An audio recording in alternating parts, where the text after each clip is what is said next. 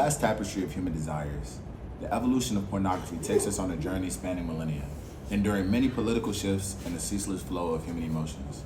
From ancient sculptures in the Roman Empire to the digital landscape of the internet, this fictional medium has intertwined with our primal instincts, seeking to create a perfect world of sexual pleasure. However, as technology propels us into an era where such desires are easily accessible, a darker side emerges.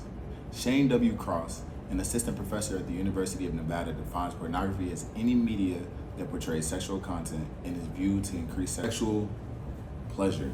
With so much of a human's primal desires at the touch of their hands, could this media be a detriment? Although pornography has grown leaps and bounds from what it once was, these advances in technology have had negative consequences on many people today, making many of them miseducated, desensitized, and addicted. The overwhelming part about pornography is its easy accessibility.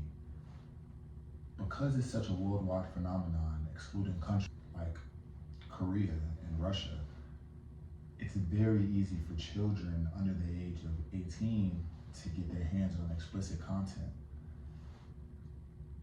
The American Association of Psychology states that the average age that children experience pornography is 13 years of age. By this age, usually children are imitating what they see around them, friends and family. The National Institute of Health states that most children of that age get most of their information from parents, peers, and family members, but most parents are just as uneducated on contraceptive use as their children. So where do they get this information from? They get it from media like Instagram, Snapchat, TikTok, and porn. The purpose of pornography is to create a sexual world that is appealing to their interests. And as it appeals to their interests, it slowly becomes an addiction. This addiction is their sexual desires. And sometimes these sexual desires can come into fruition, creating kinks such as BDSM and other types of foreplay. This warped reality can create an abusive culture for adolescents, hurting their personal lives and also their social interactions. The reason for this is because of pornography's addictive nature, which further amplifies the negative impact on children. The New American Society of Addiction Medicine describes addiction as both a behavioral problem and a substance problem, combining the two. This is mostly because pornography addiction is based off of dopamine release. Once a person becomes addicted to pornography, a dopamine response is created inside of their brain, releasing it as soon as they come into orgasm. After the orgasm, the dopamine release begins to settle down. And because of this, the human now needs a fix for this dopamine, so they return back to what gave them the dopamine release. Undoubtedly, this fix or addiction is different for different humans. But once it becomes an addiction, it can affect the person's impulses, seeing as the person now needs what they're buying. Because pornography addiction is just like any other addiction, it requires the person to spend less time in social interactions, overall gaining a depressive feeling or a sense of anxiety. But with adolescence, this anxiety becomes on a completely different level. For example, an interviewee in a study conducted at Curtis University stated to have felt a sense of body dysmorphia.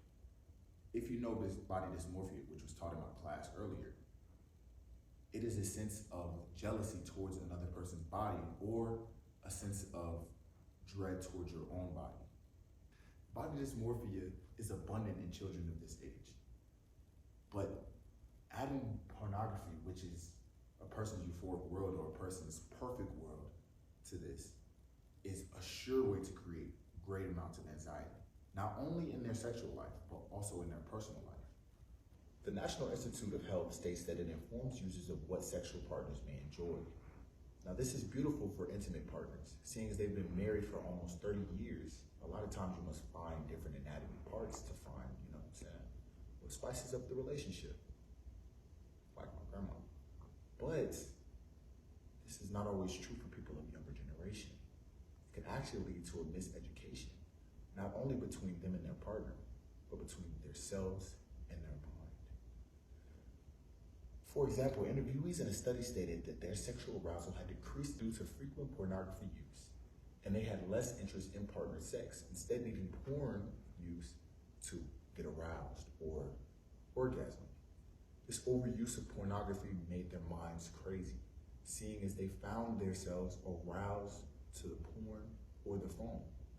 Because they had used it so much, their arousal was linked to simply turning on the phone and looking up porn. Although they had more knowledge on porn, knowing where the clip was, they also found themselves linked to the porn or the knowledge, making it harder to become aroused for their partners later. In conclusion, the evolution of pornography from ancient cultures to today's internet-driven content has brought both benefits and significant drawbacks. While it can bring consenting adults together and also inform others of what to do during sex, it's also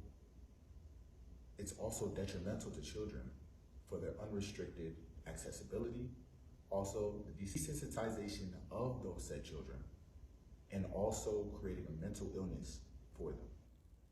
As society grapples with the consequences of this explicit content, it becomes imperative for the people and the parents to educate their children on pornography use, not only through home ec, but also between themselves, and also through awareness.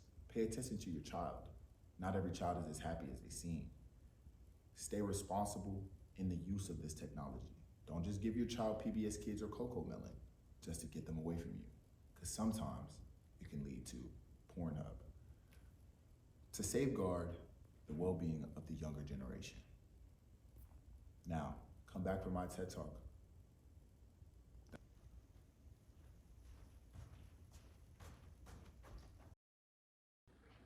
This is me, just